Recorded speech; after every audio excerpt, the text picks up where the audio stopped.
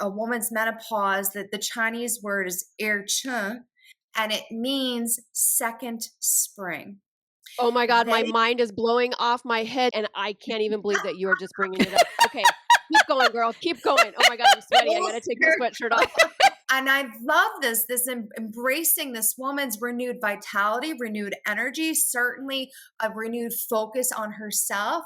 You ladies said earlier, 0 forks given goes hand in hand with this time. This is a good thing. This is a beautiful thing. It's a time of awakening, a second spring.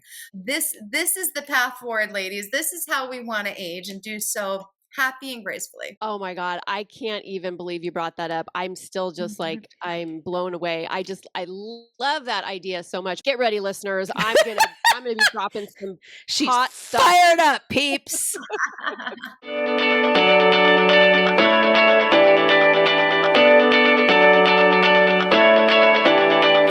Welcome to Drinks with the Girls. Conversations for women over 40 around connection, change, and the power of female friendship. Living well with stories to tell. I'm Karen, and this is Lisa. We are moms and solopreneurs stepping into our own, diving into real conversations about things that matter to women in midlife. We're here to spill the tea on everything that affects women in their 40s and beyond.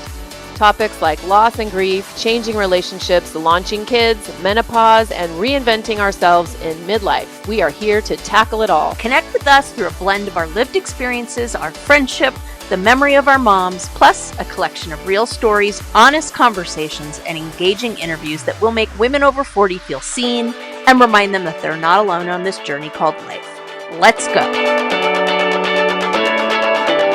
Welcome back to another amazing episode of Drinks with the Girls. This is the place where you are going to get real and honest conversations, all things for women over 40. And we always start by asking, what are you drinking? So Lisa, what is in your glass tonight? So I'm kind of feeling like what's in my glass tonight should not be in my glass tonight. After the day I've had, it feels super lightweight, but being as it may, I am drinking a Polar Seltzer Georgia Peach. And I asked my husband to grab it for me because one of my thieving children stole the drink that I had selected for this evening. So I'm kind of mad at them. Karen, what are you drinking, my dear? And I forgot to say, I am Karen, and this is my gorgeous co-host, Lisa, and we are the hostesses du jour of Drinks with the Girls. Like I said, upgrade on the drink, maybe. Right. I am drinking, winter decided to show up today in Southern California. So whatever. What is it, like 75? No, it's actually been like maybe 59 and drizzling all day. I've been in sweats all day. It's been glorious. My God, hell is freezing. I am drinking a hot Earl Grey tea. Aw. Look at you all cute pretending it's cold. I love it. It is cold. Girl, our guest lives in New Hampshire, so I'm going to bet she has some feelings about that.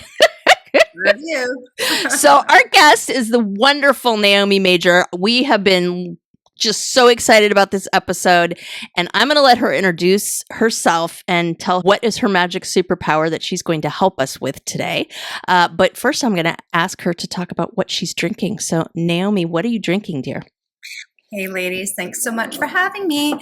So I am drinking my nightly ritual every night before I go to bed. I have a nighttime tea, like a valerian or a chamomile, and then I put in a big old fat scoop of magnesium, specifically magnesium glycinate. It's a powder. It tastes really good. Feels like a nighttime treat. Helps me go to sleep.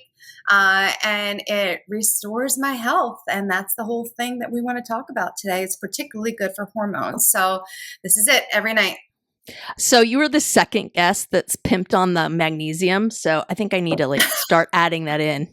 Clearly I'm missing the train here. So have you noticed that several of our guests also have their nighttime ritual? I know. Whatever it is. Yeah. Yeah. So we should. So our anniversary is coming up, listeners. Believe it or not, we're a little in awe. And one of the things we've decided to do is review everything, but also review our commitments to you all. So that should be interesting when the accountability piece is shared, because that was one of the things we talked about in our sleep episode was have a nightly ritual. So I've been failing miserably at that, but I digress. So Naomi is, like I said, many talented and magical. Specifically, she is here to talk to us about hormones. And as I said to her earlier, this is an episode we've been wanting to do for a long time, but we really were waiting to find just the perfect guest because we love our listeners. And I am super excited because I think she is. So, Naomi, talk to us about what you do, introduce yourself a little bit, and yeah, let's go for it. Sure. Yeah, so my background is medical laboratory science. I got to work in a hospital type laboratory setting for over a decade. I specialize in all sorts of clinical chemistry, specifically microbiology for many years. So I've always had a love of science and, understanding and analyzing lab data, the nerd side of me. A few years into that, I started building a health and wellness business. Really got a passion for living an anti-inflammatory, clean life. And so that was great. And as time went on, it opened up an opportunity. A very good friend of mine, a physician's assistant, was starting a functional clinic that specialized in hormone therapy for women and men. And he asked me to jump on board to support their efforts. And so here I am. It's been 3 years. It's been incredible. I run operations for the company, and I'm also directly involved in hormone optimization, which means that I really come alongside men and women, but in particular, my women, my population there, because as we know, there's such a lack of information around hormone imbalance and hormone therapy. And so it's been incredibly rewarding. There's so much work to do. So that's why when I do get invited to chat on podcasts, I say yes, because I feel responsible to let women know that they have options in treatment. So so thanks for having me. I think that's going to be one of the best parts of this episode because it's like trying to lift up boulders to find information about hormones, what's going on at this stage. So I am so excited. It's for me, a long awaited episode. And it's really for all of us who have ever felt confused or overwhelmed or just plain exhausted by the changes that come with perimenopause and menopause, and also what we can do about it. So we're going to talk all things hormones. And so glad that we have Naomi here to help us guide the way. So let's just jump right in. So Naomi, for the listener out there who is hearing a lot about hormones, maybe HRT, but isn't quite sure what it all means, whether it's for her, what to even do about her hormones, how can you best explain it? Good question, Karen. First of all, I have to say that I love what I see taking place on social media airwaves. I see that women are having these conversations. They're getting brave, they're getting bold, and the information's getting out there.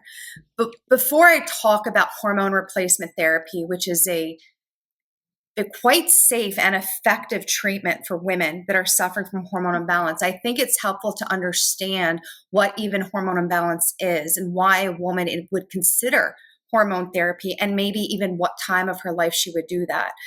In clinical practice, what I've seen is that women in their mid-30s and beyond they're struggling. Some of the first symptoms that you can see of whether it's perimenopause or just general hormone imbalance is she's fatigued. She doesn't have energy. There's blood sugar instability, certainly chronically stressed out. There might even be an onset of inflammation and in some cases autoimmune conditions. And this really can start to flare up in a woman. She can't lose weight. And so what I see is the first type of hormone imbalance that women actually encounter has not so much to do with a drop in their sex hormones. That's estrogen, progesterone, testosterone. That will come. But before that, what I see is an imbalance in cortisol and insulin levels. And so women, we are chronically stressed. Even if we are quote unquote safe at home in our environment, if you get a bad email, if a news headline that comes on that's negative, the body perceives that as stress. It does not know the difference of whether or not a tiger is jumping out at you or it was a bad news headline. The body perceives it the same. And so these chronic kind of stress hormones that we are dealing with in the case of elevated cortisol leads to elevated blood sugar states. And so I see this prone to women start to lose the ability to be insulin sensitive. And this makes them miserable. So even before we go on to estrogen and progesterone, especially in the mid 30s, early 40s, this is a conversation that you need to start at. And I'm very happy to say there's so many targeted lifestyle strategies that can support a woman through this phase. But when she is ready, I believe testosterone therapy, and what we see is testosterone therapy can be a fantastic first line HRT, hormone replacement therapy for a woman. And I can go into that in a little bit, why I believe that. And then as perimenopause continues, progesterone be very beneficial for a woman for her sleeping, for mood, for PMDD, which is a severe form of PMS. And then later on, estrogen therapy also has its place. So there's really a progression. And I just wanted to start there. I know that was a long-winded answer, but I feel like women, they hear this information, they go, well, where do I start? And by the way, if I go to the labs and I actually beg my doctor to order labs, and if they order labs, they're going to say I'm in normal range anyway. So what am I advocating for? What am I looking for? And I think that is a helpful part of the discussion to start with. It's interesting because I agree with what you have to say so much. And we talked a little bit about this on our menopause episode. And it basically, the riff was essentially, this was not something that anybody talked about when we were growing up. This is not a conversation that our mothers were real forthcoming about, right? And we feel like our generation is finally calling bullshit on this. And just this idea that, well, menopause is suffering and too bad. Life sucks now, suck it up, right? And women, I think in our generation are just like, nope, right? And they're really calling it out. And I'm seeing it on social media everywhere. Testosterone therapy is definitely something I want to ask you about. I've been seeing that around in a lot of places. I will say, spoiler alert, I have a close male family member that has been diagnosed with a redonkulously massive deficiency in testosterone, which I want to pick your brain about if we have time later. But let's start with our girls. Let's start about how this affects midlife women, because that's why we're here. So tell me more about testosterone therapy. Why would a woman want to utilize that?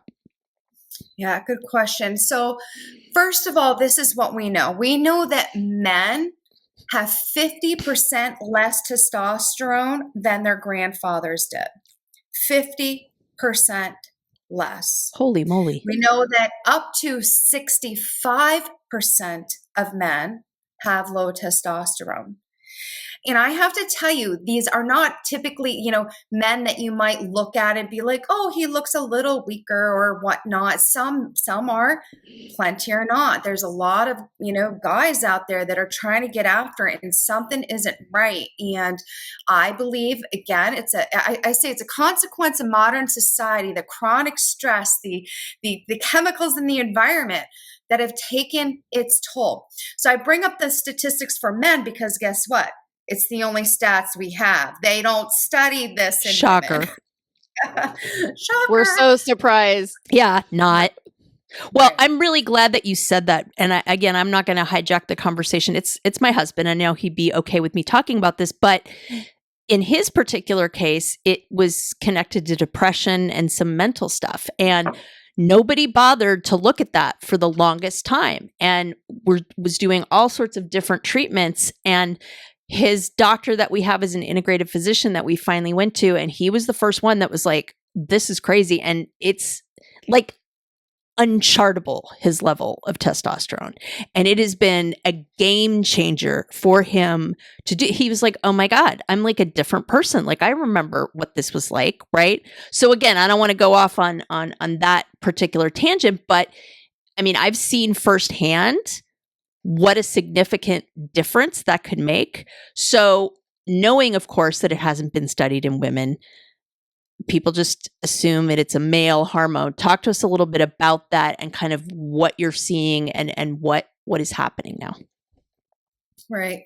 Yeah. So you're right. Testosterone is absolutely linked to mood. I think that really all men should be screened for testosterone, period, as a part of their workup. But certainly when there's some mental health going on, we know that traumatic brain injuries can cause low testosterone. That's how our clinic got our start were veteran owned. And so our veterans were taking care of other veterans, going through lots of chemical toxic exposure, TBIs, and a complete turnaround in not only their mental health, but their physical well-being with testosterone therapy. So now you look at women and you go, okay, well, if women are having the same experience, if we're living on the same timeline as these men, can't we surmise that if men are struggling with low T, wait, let's look. A lot of the side effects that women are dealing with are similar. Dr. Rachel Rubin, I highly recommend following her on Instagram. I had the good luck of getting to go to one of her seminars down in Florida. She's a urologist, a total sexual health advocate for women. She noticed that a lot of the same symptoms that women had going into the perimenopause transition, low libido, fatigue, loss of muscle, dull skin, poor metabolic outcomes, were, guess what? Similar to the same symptoms that men were having in low testosterone. So Dr. Rachel Rubin was one of the first to link the two together that said women are suffering from what we call an androgen deficiency, androgen hormones. Androgens are both estrogen and testosterone. And yes, women have 10 times more testosterone than we have estrogen. It's incredibly important for us. It's infuriating to me that to this day I can still go into Google and it says, even reputable websites, it starts off by saying testosterone, quote unquote, the male hormone. And so here's the thing, and this is how I describe it. If a woman gets her testosterone checked, 95% chance she's going to be in normal range. Okay. So the range is 2 to 54, kind of a big range considering 2 is almost 0, right? But they might be within normal range. However, they feel better when treated. If I can help a woman feel better and replenish her when treated, why wouldn't we do that? And that's what we're seeing. So testosterone is going to do those things. I particularly love it. It's great for women, I believe, all throughout the menopausal transition, but I especially love it in early perimenopause, because testosterone is going to have so many positive metabolic effects. Testosterone, first and foremost, and in my opinion, the most important thing, it loves to put muscle on your body. The best thing a woman can do going through the menopausal transition is focus on muscle mass, because muscle is full of receptors for insulin. Back to that, the insulin resistance topic I already touched on, that I see goes hand in hand with the perimenopause transition. We also see cholesterol going up in a woman, no fault of her own. It's just what androgen deficiency does. So any way we can enhance that and help a woman put on muscle mass, one of my and the mental health piece, a lot of women in the beginning, their first symptoms of perimenopause, by the way, are rarely hot flashes, or night sweats. It starts years before. And a lot of it is cognitive decline, anxiety, fatigue, sleep issues, because the brain is having to work hard to make up for some mixed messages. So the earlier we can replenish and support a woman's body, because testosterone is that hormone of creation, that hormone of power, and make a woman's body feel you're safe, you're well, you're strong, she's vibrant. She's vibrant, and it helps a woman's body to engage. And I do want to say too, a key, it's starting to shift. The clinical studies are out now showing what a wonderful effect it is for women. Long-term studies for breast health. It's fantastic for breast health, cardiac health, better metabolic outcomes. I think hormone therapy is preventative care, you all. That's how important it is. But testosterone is supported by the North American Society of Menopause and the International Society for Women's Sexual Health as being an effective treatment for women for loss of libido and symptoms of genitourinary syndrome. So these are the things that we need to be talking about now. Our doctor's office needs to be talking about it now. And so testosterone can be a wonderful first step for many women. Okay, quick pause. Have we talked about the Pod Squad lately? Oh, the Pod Squad. You mean our email list /VIP lounge /digital wine club? Exactly. So listeners, if you're not on it yet, you're basically making life harder for yourself when it comes to podcasts.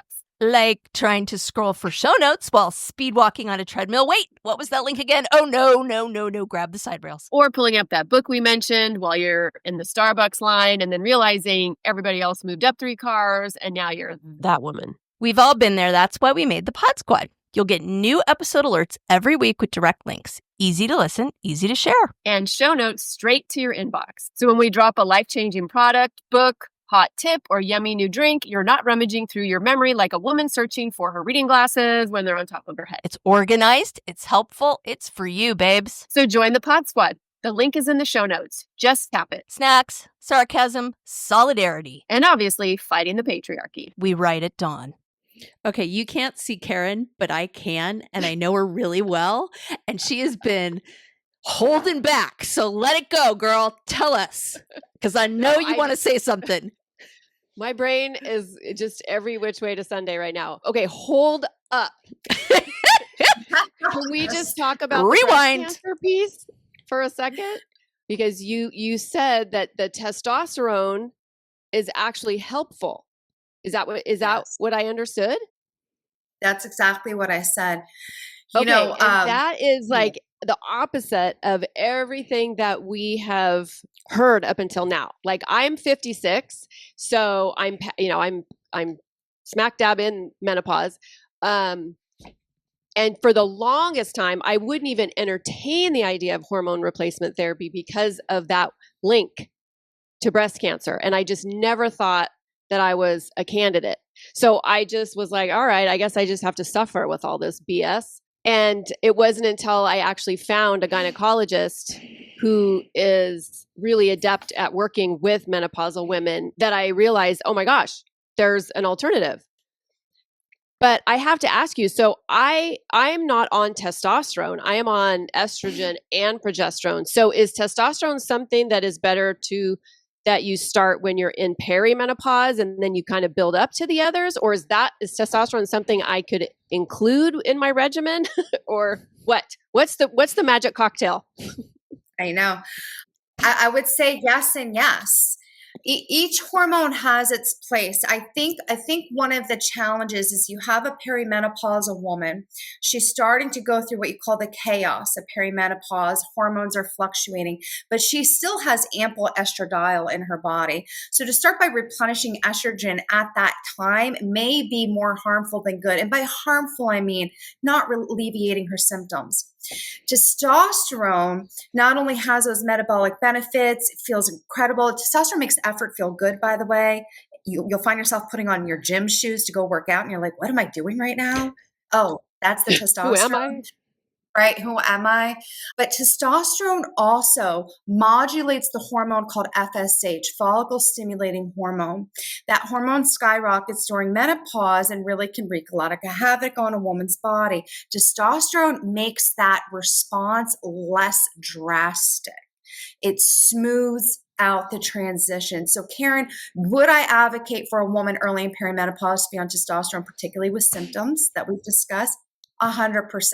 80% of women will respond favorably. 20% maybe just does not have an effect on that.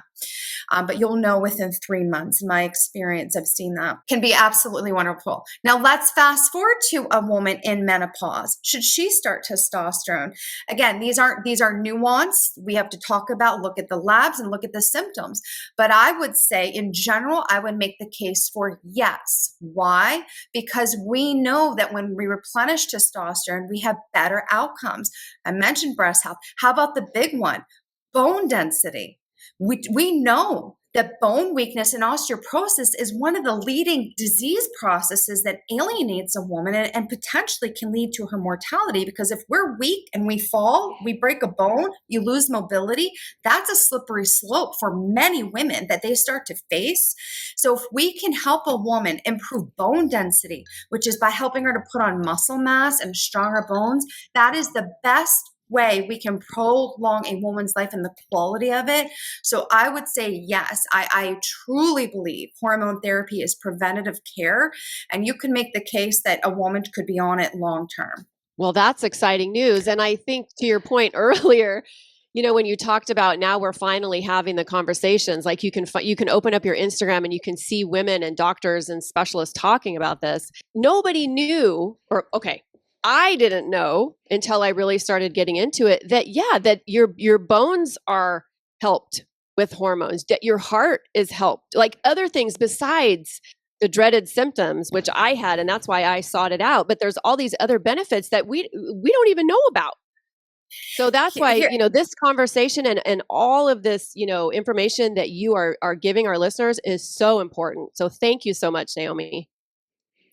Yeah, I'm grateful to have these discussions because, to your point, we don't know what we don't know. I always think about the importance of these interventions because of looking down the road. We're trying to keep women strong and healthy and vibrant as long as we can, right? And when we look at mortality rates, yes, heart disease is a leader, so you do want to do everything to support a cardiac health. But do you know what else is?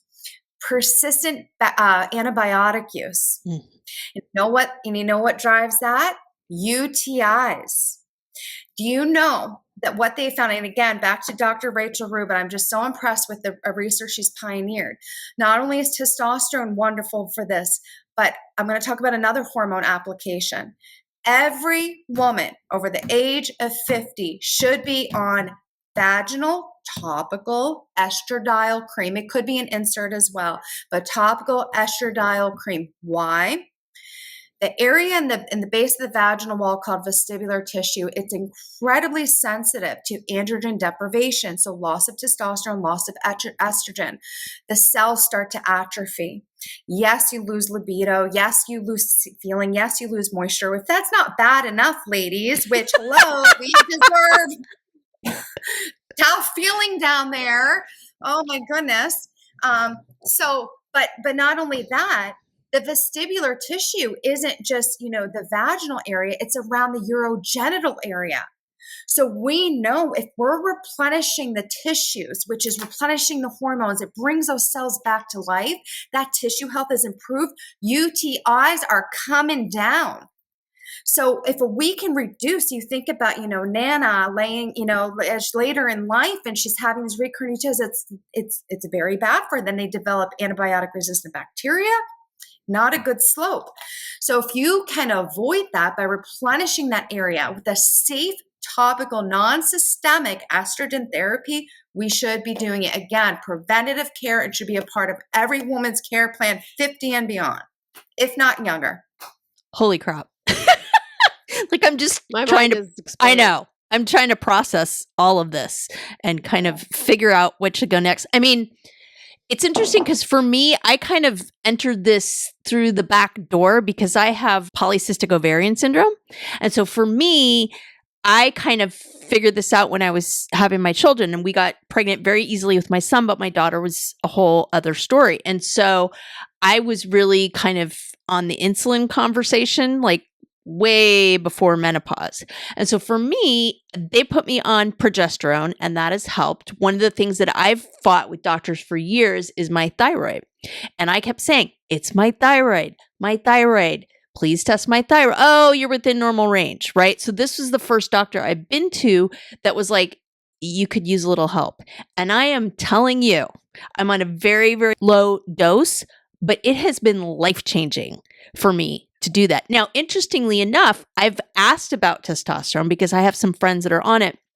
And my current doctor didn't think that my levels were low enough, but you're making me think I maybe need to. I love my doctor, but I'm kind of thinking maybe I need a little bit of a second opinion here because dang. So I think PCOS, I'm glad you brought that up. It's probably the most common, I guess you could say, gynecological hormone imbalance that's diagnoses. And, yes, often an ultrasound shows, multiple cysts on ovaries, an increase in, hair growth. Certainly, we can even see androgen increase higher than normal testosterone at baseline as at their natural state. And then, as you mentioned, an insulin resistance issue or prone to insulin resistance. So what we do at our clinic is we definitely address the metabolic piece of it. Help a woman. How do you utilize glucose more efficiently? What does that mean? Sometimes testosterone is great for that woman. It works well for her. And sometimes it might not be indicated. But in most cases, our PCOS gals are able to be well treated through looking at measures to balance the insulin. And also, I love progesterone too. Progesterone is very soothing, wonderful. So I'm a huge advocate of progesterone therapy for women as well. So Naomi, can we circle back to the breast cancer piece a bit? Can you help our listeners and myself feel a little more at ease? Because like I said, all I ever heard was that there was a link between taking estrogen and an increased breast cancer risk. And if you had breast cancer in your history, your family history, like I do, you were definitely not a candidate. So it's not until recently that I've been seeing people talking about this and kind of that it was all kind of bullshit and just based on one big study, but they've kind of disputed it. But can you give an educated explanation? Because I certainly can't. Break it down. All right, let's go. I think this is one of those topics that it serves us to not be so black and white. There's a lot of nuance that goes into this. And if only they had done that same thing with that Women's Health Initiative in 2001, but they didn't. That study looked at conjugated progestins from pregnant horse urine, okay? And they showed an increase in, perhaps some blood clots or some poor, breast health outcomes, but in massive review of the data, they found that it never rose to clinical significance level. It should have never been reported the way it did. The damage was done. The media went on a frenzy. And to this day, we're still fighting against this narrative. And since then, we've had many studies to pretty much debunk it. But unfortunately, massive damage was done and women lost access to life-affirming bioidentical hormone therapy. Not to mention the fact, if I can just hop in here, that the amount of animal abuse that was perpetuated by that increase in the market was, it was just vile. Like what they did and what happened to the mares that were involved in producing that and the foals that were involved that were just like excess. So I won't even go there, but it was a travesty on all levels. So when you look at testosterone therapy for your average female population, we know that women who supplement with testosterone therapy do well. And in fact, in just January of this year, we had another 15-year cohort study that just reported that there are better outcomes in women with breast health for those that replenish testosterone. Hard stop, period. Then we look at the population of women who may have a history of breast cancer or actually have a history of breast cancer. Breast cancer is obviously it's a difficult one to manage because in many cases it's an estrogen-fed cancer. I want to be clear. It's not that estrogen therapy or testosterone therapy causes cancer. It's that the estrogen could potentially feed cancer that's pre-existing. That's a big difference there, okay? So if you have active ongoing breast cancer, no, you are not a candidate for hormone therapy. However, if you are in remission, that cancer's been removed, there are more and more providers that are now looking at this and saying, wait a second, let's take a step back. Where are we at for quality of life? If to tell a woman now, if she's had a mastectomy and, she's mid-30s, mid-40s, early 50s, and she's gone through the chaos of breast cancer, and now she has to live the rest of her life estrogen deficient, she takes an estrogen blocker for the rest of her life. That poor woman, why can't we look at and say, hey, could we help her with testosterone therapy? Now, testosterone will naturally bring estrogen up a little bit, which is a nice benefit. And that's one of the reasons we love it, because it also has a nice effect on estrogen through a process called aromatization, little nerd word there. But so here's the thing. there is a path forward. We're going to continue to see a path forward. I want to talk one more thing about the cancer thing. We do talk about the breast cancer, but it also used to be believed that testosterone therapy caused prostate cancer in men. That was a big fear. Prostate cancer, can't do testosterone therapy. Well, Dr. Abram Morgentaler, Harvard-trained doc, also, I got to go to one of his seminars. He proved saturation point. Bottom line, he said, I went to the data to see where do we have cases of testosterone therapy causing cancer, specifically prostate cancer, and guess what? He found zero clinical data to back it up. Zero. And so that's what we're dealing with. Poor information that came out, a lack of understanding, boogeyman and scary words. And now here we are. And some doctors are choosing to take it head on, but hormone care treatment programs, it is still not taught in med school.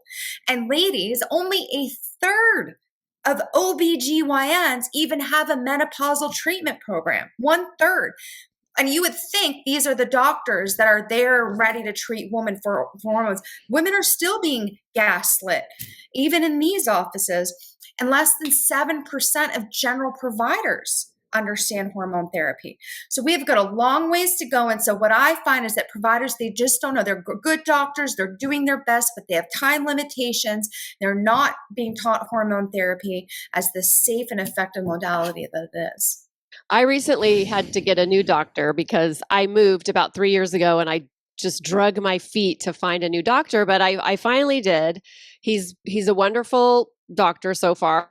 But when I came in his office and to kind of have that initial conversation, interview-ish type, talk, and I just was talking on and on about menopause and my symptoms and my hot flashes and menopause and, couldn't sleep and brain fog and menopause. And he just basically was like, well, let's check your thyroid. My name is Karen Shatafian, and I am a shameless coffee addict and empowerment coach for women, and my love language is authenticity. My mission is helping women unapologetically design a life they're in love with.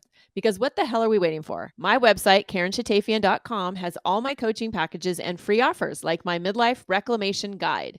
In it, you'll find tools to help you decide how to create the most inspired and empowered version of yourself and your life. You can find me on Facebook and Instagram talking about ways women can show up for themselves after decades of showing up for everyone else. Join me as we throw off the shackles and live our best freaking lives. See the show notes for all the details. Cheers. Not that he totally dismissed me because my thyroid has always kind of been an issue, but I realized in that moment, it's like, okay, he's not the one that's going to give me what I need. And that's why I had to search for a gynecologist because I needed a new one of those too.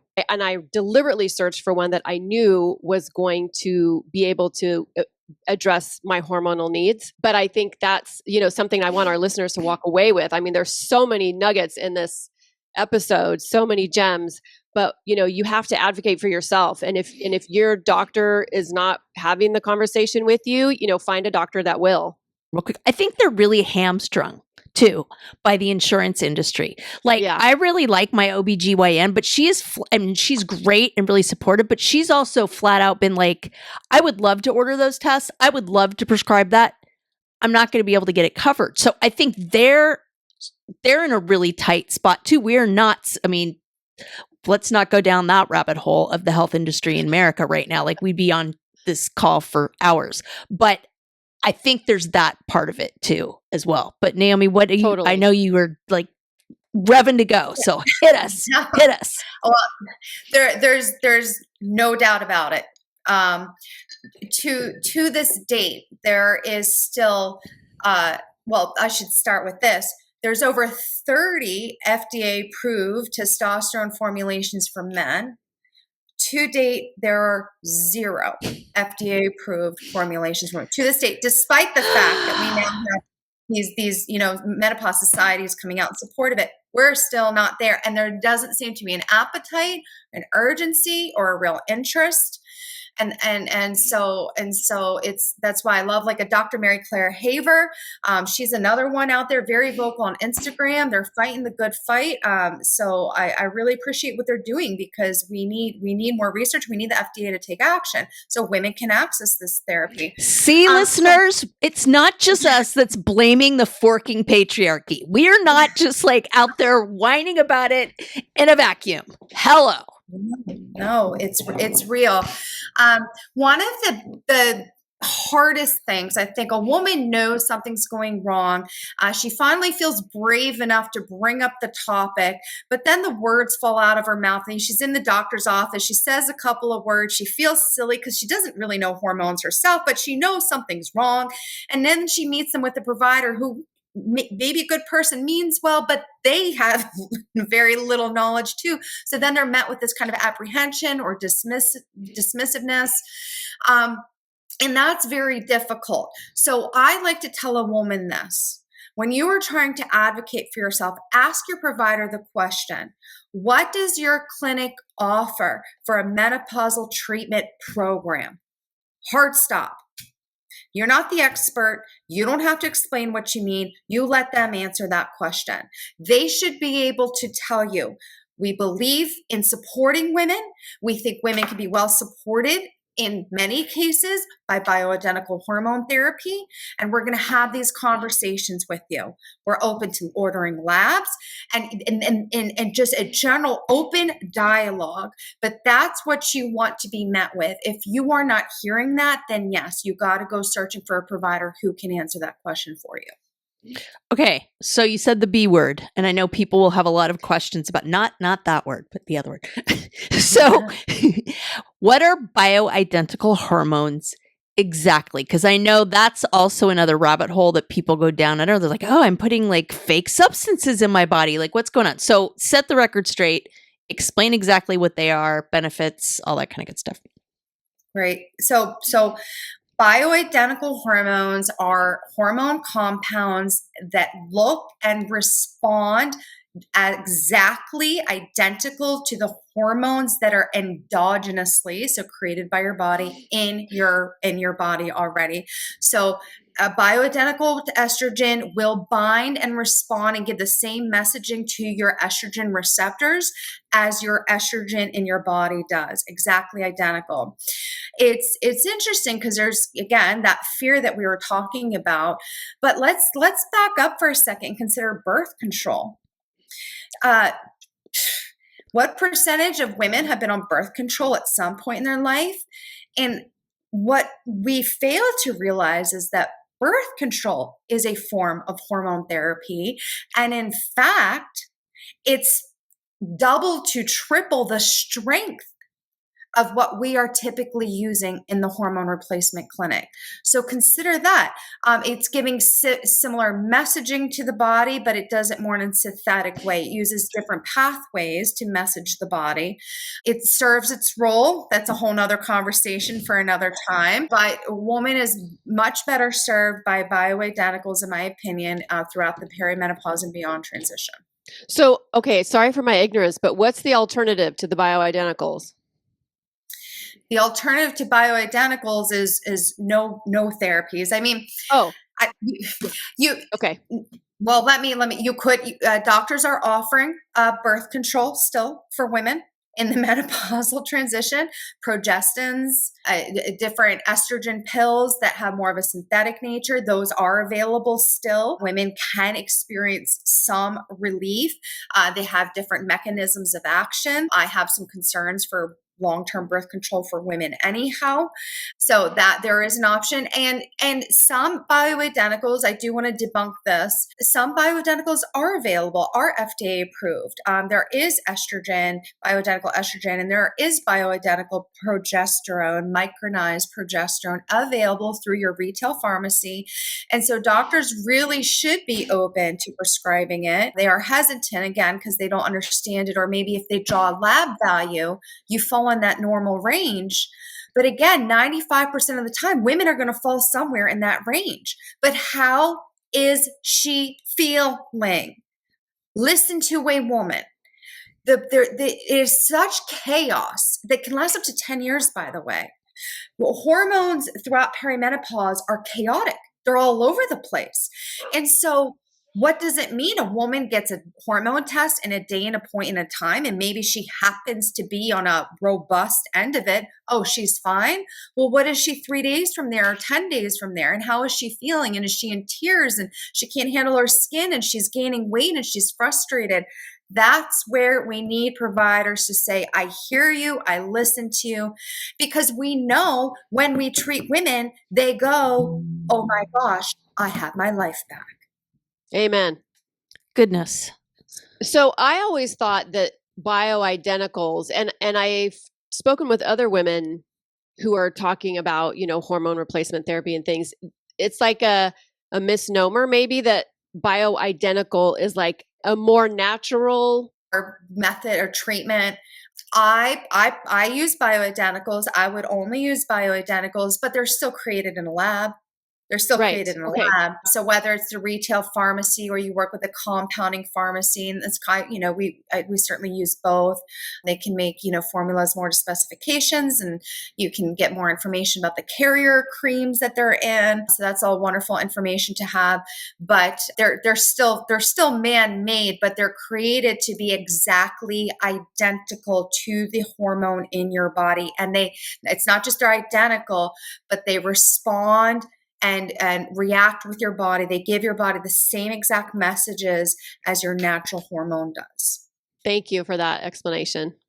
I know that you take a very nuanced approach to this, and you believe, and I think you're correct, that HRT isn't a magic bullet, right? It's part of a bigger picture. So tell us more about that. Yeah, so you definitely have to consider all of a woman's symptoms, and hormones are very helpful and they absolutely play a role, but she is a whole woman having this experience. So you want to look at her nutrition, you want to look at her lifestyle, her sleep patterns, stress levels in the home, her safety. When you were younger, we all could kind of get away with this stuff, couldn't we? Couldn't you, only have 2 hours of sleep and you could just get your butt into work, right?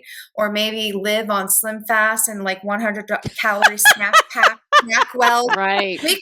Slim Fast. Slim Fast. If you needed to drop 5 pounds over a weekend, you had it. You could do it.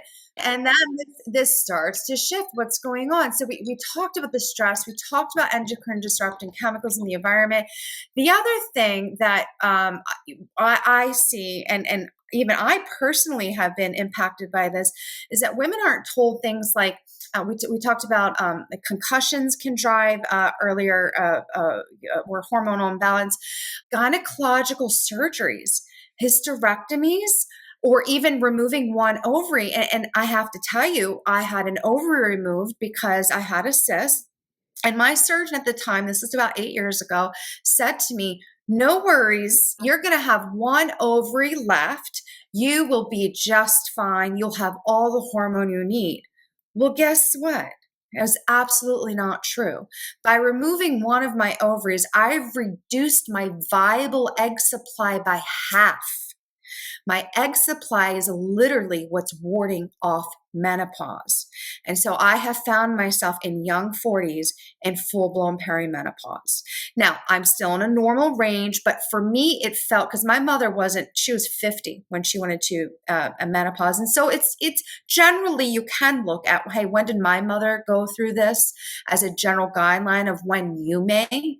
It's not always the case, but if that would have been 50-ish for me, and here I was, 42, 43, starting with hot flashes. So that was, I guess you could say, upsetting that I did not get that fuller picture. Maybe I would have advocated, maybe I would have fought a little harder to keep my ovary had I known that. And so that is a piece that women need to understand going into this, or what causes this. Also, trauma, loss of family members. I have seen firsthand, this drives women. It can drive them almost into full-blown menopause early. In fact, one of my favorite authors on this topic is Dr. Anna Cabeca. Highly recommend her cookbook called Menopause. So good. Teaches a woman hormone optimized nutrition. I scream that from the rooftops. High protein, high healthy fats, fiber. That's what a woman needs to be after. High macros, high, good calorie, good content. Tell the body I'm full, I'm satisfied, plenty of fiber. Dr. Anna Kabeka, sadly, in her mid-30s, lost a child, and it put her into menopause. And she traveled the world and found that other parts of the world were flourishing. And this was the nutrition they were eating. So she's written some incredible books. And another comment on about that, and Lisa, you were talking earlier about, women being made to feel, oh, there's something wrong with them, or this is just what happens. You get old. This prevalent idea that women's sexual health, but certainly their hormone health, is less relevant after their childbearing years. We get plenty of hormonal support during childcare, fortunately, but after that, less relevant. So Dr. Kabeka, when she was in China, she discovered something amazing. They call a woman's menopause, that the Chinese word is ercheng, and it means second spring. Oh my God, my mind is blowing off my head, Naomi. I am so sorry to interrupt you. Please. I literally just learned this, and I literally have just created a coaching program about this term because it is fucking amazing, and I can't even believe that you are just bringing it up. Okay, keep going, girl. Keep going. Oh my God, I'm sweaty. I gotta take my sweatshirt off. I love this embracing this woman's renewed vitality, renewed energy, certainly a renewed focus on herself. You ladies said earlier, 0 forks given goes hand in hand with this time, but this is a good thing. This is a beautiful thing. It's a time of awakening, a second spring. So that's what I help women to realize, and hormone therapy can be such a nice way for a woman to enter this new phase, revitalize, glowing skin, strong muscles, enhanced libido. I mean, this is the path forward, ladies. This is how we want to age and do so happy and gracefully.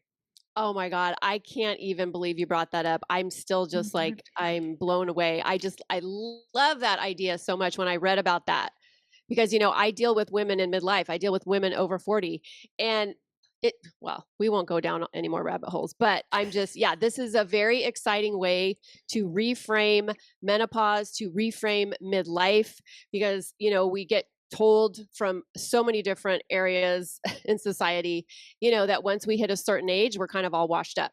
It's kind of over for us. That's it. We're supposed to just, fade into the background now. And I'm like, fuck that.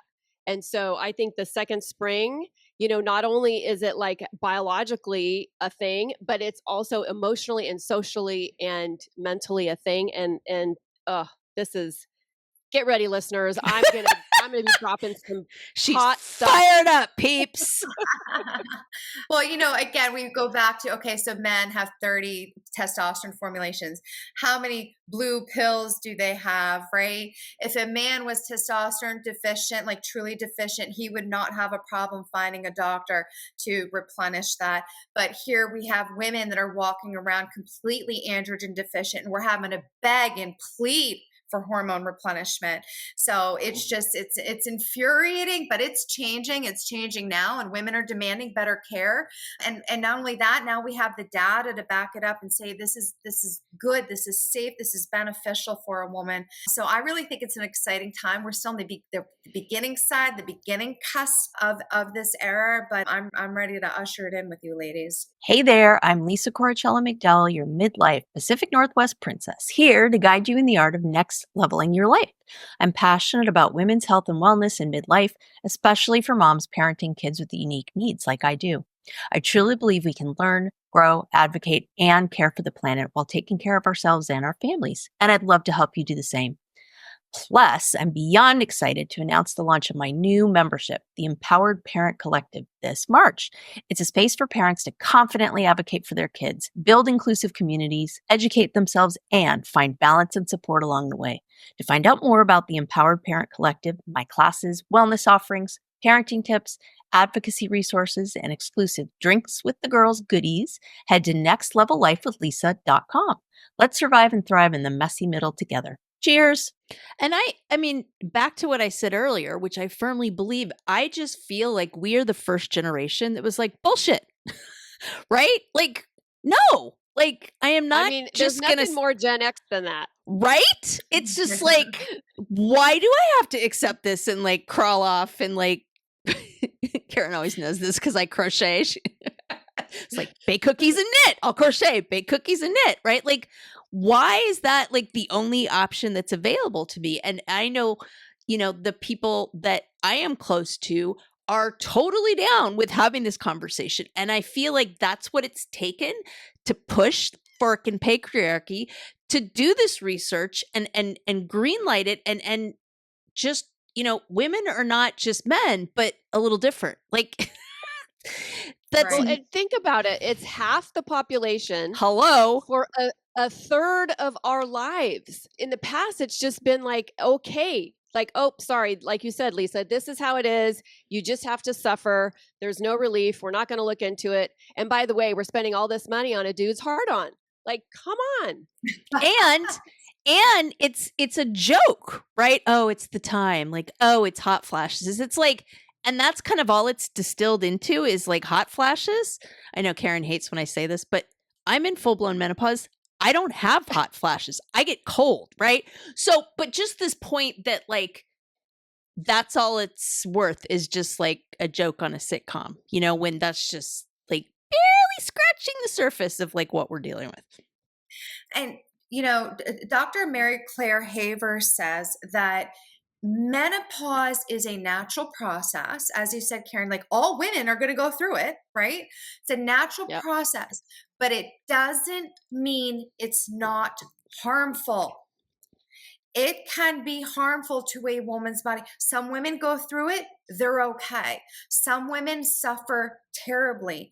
In all cases, again, I could make the case that it is preventative care, and I think all women should be offered at least treatment for preventative. Let's keep those bones strong. Let's keep that muscle mass on there. Let's keep vaginal atrophy away. Let's keep your UTI health, intact, or I should say urogenital health intact. Sounds pretty good. Cognitive health, let's work on that. Like, why wouldn't we? Just because it's a natural process doesn't mean it can't be harmful. And so we really should be giving women, first of all, the voice, the ear to listen to them, and then the options to choose treatment. Childbirth is a natural freaking process. And let me tell you, my body is not the same as it was before I birthed those two children. They left their mark on the way out. So, hello. It's also harmful for the people in our lives because I've never wanted to kill people more than I did before I got my hormones in check. So you bring up a good point that I wanted to touch on. So at our clinic, we specialize in testosterone therapy for women and men. We definitely use other hormones as well, progesterone and estrogen as needed. But one of the things we really focus on is testosterone therapy for couples. We have many couples that have joined our clinic because of what it's doing for their sex lives and their relationships. Truly, yes, it has sexual manifestations, but if each individual partner can feel better in their own skin, better in their own bodies. I have women tell me I can be touched again. I couldn't handle, my skin was crawling, but now I'm open, I'm receptive. You have men that are feeling back and engaged in their bodies. They, maybe they were having confidence issues before because they're run down, and men are working hard and maybe they're not performing as much as they would like to. And now you can enhance them and help them and even give them that psychological boost. Most of the times ED is psychological, by the way, but that's a whole nother thing. But if testosterone, so it has those two pieces, it actually will restore and improve a guy's vasculature and sexual function, but also psychologically, it's going to help them. It's going to help them to feel better and give the energy. So we call it the new couples therapy. Couples are reconnecting. They're coming together. I get these messages all the time. This is good. This is wonderful. I feel like you are saving midlife relationships and marriages. No joke. No, I'm not laughing because you're wrong. I'm laughing because you're right. Yes. You have to have a conversation, right? You have to talk about this with your partner. So it's opening up those lines of vulnerability, rawness, truth and connection amongst couples. And then it's like, okay, here's this problem we're going to work on together so we both can improve our lives, improve our sex life, improve our connect, whatever. Oh my gosh, Naomi, that's incredible. I honestly feel like that is saving relationships. And we feel like it is, and we're seeing that play out to get people to re-engage and connect with one another. It's such an amazing thing, and yeah, have better metabolic health while they're at it, and look hotter in the summer. My God, win-win. what's the downside? Let me think about that for 5 seconds. What's the downside? Well, let me talk about that for a second. 'Cause Okay, I've talked that's a lot fair. about therapy, and I think it is because as much as women are excited about these conversations, I often do hear, "Is it going to turn me into a man?" Right? Like, That's you fair. might have It's a thought it fair too. question. It's a fair question. So that's called virilization. And I guess you could say in general, the clinical data shows us that women who are on testosterone therapy, in general, about 5% of women might experience some level of virilization. That could be a little extra facial hair, a slight change of voice, or an enlargement of clitoris. Now, I just gave you the worst of the worst, ladies. I have not seen the last two symptoms. I haven't seen it once manifest. I have had a couple of ladies say, "Oh, I got a couple little extra chin hairs." I say, "I'm Italian. Welcome to my life. Grab some tweezers." I was just gonna say, We're like, plucking them hello. anyway. What's a few more? Yeah. What's a few more? The other piece too is virilization typically starts around a value of 300 and beyond. When we're treating women, there's maybe 100, they get up to 100, they're between 50 to 100. So we're talking about a huge difference. We like to utilize a low dose cream. So it's low dose, it's topical. She can decide how much she's taking. Some clinics, some women do prefer injectable testosterone, more similar to a male dosage. They're getting about a tenth of a male dosage, but still that's a little bit higher. That might be right for some women, but we have found in most cases women do very, very well with a low dose cream. But that's really the worst of it as far as side effects, but not often seen, particularly when your hormone is being well managed and followed by a hormone specialist. So I know we've talked a lot about your clinic. How can people, like I'm in California, how can I find a clinic like yours? It's a great question. So we are over in the New England area. We're out of Bedford, New Hampshire. Our website is integratedhealthall.com. I invite everyone to take a look. We have a lot of information on these topics written on those websites. So for nothing else, just to get some more research and seeing what people are doing in the field of testosterone therapy, it's better understood and embraced for men, less so for women. We have written extensively on that on our website. So that's integratedhealthall.com. We are not licensed in the West Coast at this point, but I would recommend the first thing I would do is start where you're at with your primary and your OBGYNs. Most people are working within the ramifications of or the limitations, I should say, of their insurance. Have those conversations. What do you offer for menopausal care? If you don't like what you hear, take to the Google. Good clinics are utilizing search engine optimization. They are putting their message out there. You should look. Hormone therapy, menopausal treatment program, perimenopausal treatment program, these sorts of search terms there are people out there having these discussions, and start there. So your therapies are not covered by insurance. We're a direct pay, and we find Lisa was touched on that earlier, that we are able to treat our clients as we see fit, as appropriate with them, right? We set up an appropriate treatment course. If we had to go through insurance, we would be beholden to their dictates, and we think that's poor patient care. Many of the bioidentical hormones can be paid for by insurance, so we route our clients that way. Bioidentical cream testosterone is not covered for women. We partnered with a local compounding pharmacy who sources it for a very low, affordable price. So our clinic, we specialize in our care, our quality of care, and your follow-up. Hormones are safe. but they do need to be managed by a specialist. You do need follow-up care, and you need somebody that's willing to not only manage and make adjustments, but step back and look at you as a whole person. It's not just, oh, take this and walk away. We need to make sure we're addressing everything. So those are things you're going to want to look for. Safety labs, follow-up labs. We offer hormone optimization in our clinic. Again, that's looking at insulin-resistant diet, nutrition. We even utilize some other therapies like peptides and GLP-1 therapies that are appropriate. It can be super beneficial to the perimenopausal woman. So yeah, there's a lot of good stuff going on.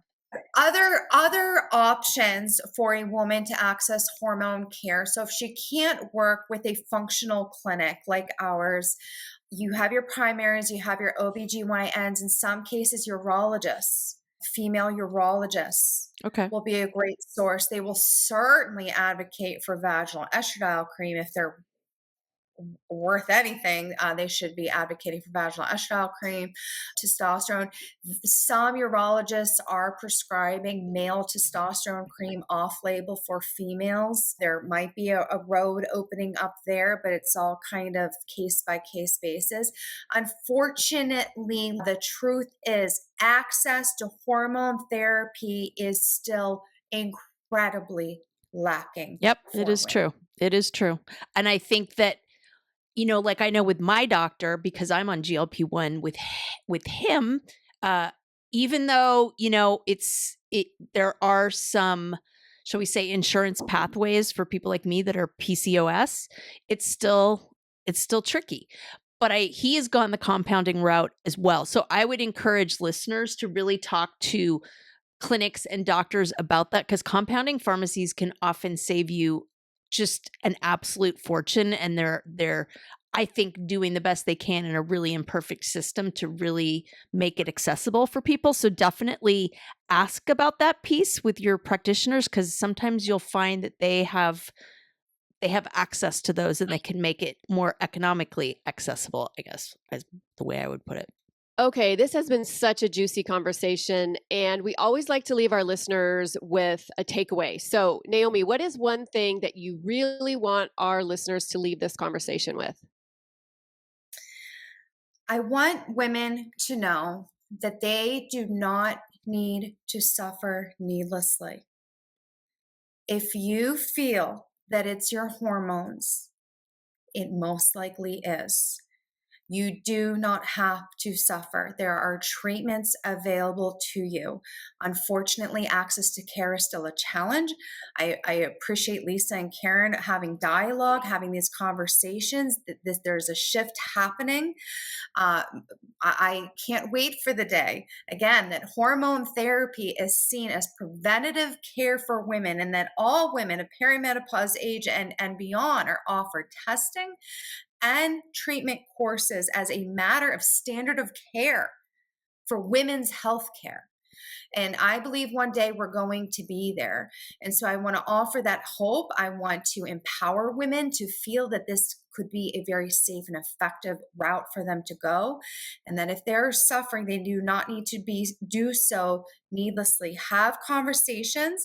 There are women accessing hormone therapy. Talk with your friends, talk with your coworkers, find out what practitioners they're seeing, what clinicians they're seeing, how they're accessing hormones. Our clinics, in New England, we're servicing the entire New England area. Also in Florida, we have other expansion plans as well, because there's such a need for these conversations and really access to care. But I will provide more resources. If you're in any of my region, I'm more than happy to I offer 15-minute conversations to have a chat about your unique case and to decide whether or not hormone therapy could be appropriate for you. I also have some favorite books and some social media and Instagram accounts that I follow, that these are doctors and pioneers that are writing the books, that are out there, that are legislating, that are advocating. And I feel like it's so important for women to know these women's names and get behind them and to support what we can, because we really are, I agree, Lisa, we're the first generation to say enough with the BS. We've had it. We're smart. We're educated. We've had it. And we deserve to have healthy, robust, strong, sexual lives as much as we want to, just like men do, so do women. And so I'm grateful to be a part of that. Mic drop. I don't even know what else there is to say. No, man, I knew you were going to be an amazing guest, but I don't think I really knew. Like, I just feel like we could make 6 episodes out of this. And mark my words, I'm telling you, this is going to be one of our most listened to episodes. And I bet you $1 million our listeners are going to be clamoring for more. So we will track you down for part 2 when that happens. But oh my goodness, thank you. Karen, you want to share anything? Well, our legal department just wanted me to remind everybody that Drinks with the Girls are not medical professionals. We are your besties, sitting at happy hour, sitting around the coffee shop, just having a chit chat about all the things that affect women over 40. So you can be guaranteed we will be back next week with some more real talk. We'll be spilling the tea on things that are affecting women in midlife. So thank you for being here. Don't forget to share with a friend, share on your socials. I know you have women in your lives that need to hear this. So, okay, we always tell you all to go and check out the Pod Squad, right? It's in the outro. But again, remember, Naomi's going to drop hella fantastic show notes, okay? She has promised to just light us up with a ton of resources. So you do not want to be scribbling that down while you're like trying to work out on the treadmill or do anything at all with the rest of your body, okay? So subscribe to the Pod Squad because it's going to bring all that straight to your inbox. You're not going to have to do anything. And that way you can share it with a girlfriend that you think would want to hear this. I think everybody needs to hear this stuff. So hopefully you all will be sharing it. But yeah, go in there, check it out, subscribe. So it's coming right there. But we'll have everything, all the juicy details that Naomi is going to give us. And my goodness, thank you so much for your time, Naomi. This has been just phenomenal. We so appreciate it. This is exactly the kind of just amazing content that we want to bring to this community deserves. So thank you for helping us with that. Thanks, ladies. I appreciate the invite. I had a lot of fun. All right, y'all. Till next time. Cheers. Cheers.